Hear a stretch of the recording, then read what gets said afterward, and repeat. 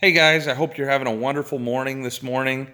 And today we're just going to talk a little bit about John chapter 6 and specifically where Jesus says, "Eat my flesh and drink my blood." Okay. With that said, right now I'm on the keto diet. And so, the whole idea behind the keto diet is that you get the majority of your calories from fat.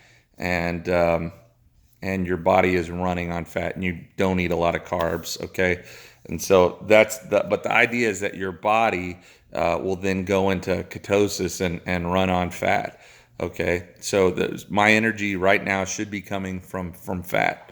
And that's good because you know what? I'm not going to run out of energy because I got plenty of surplus supply. But Jesus in John chapter 6 makes it clear that he is God's plan.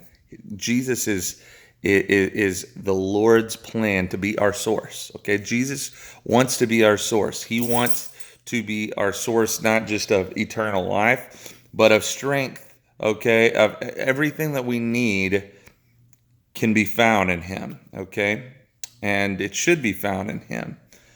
And so he tells his disciples at the time, his followers at the time, there's more than just the 12, large group of people, that he's the bread of heaven, and that basically the only way to have relationship with God is by believing in him.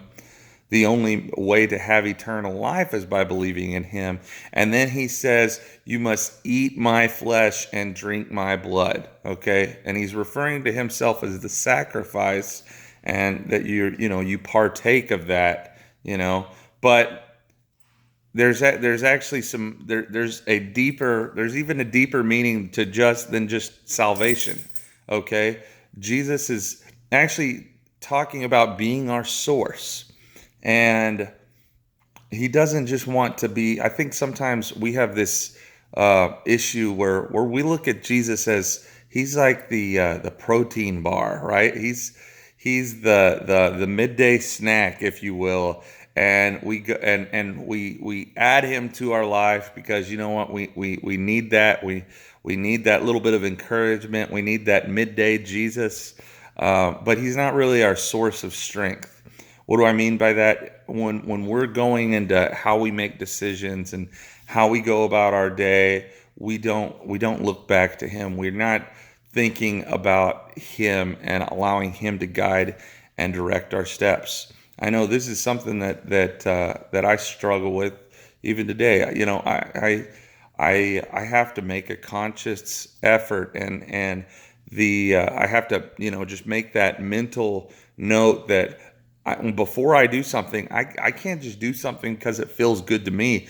I need to think about the Lord, and not just think about him. I need to consult him, with my business decisions, with my family decisions, and how I correct my children, with how I approach my wife on certain things. I need Jesus's input. He needs to be my source. And I tell you what, when he is, things go, um, I don't want to say so much smoother, but they do. I have a peace. And even if there is uproar, but because of what I'm doing for him, I have the peace that he is with me.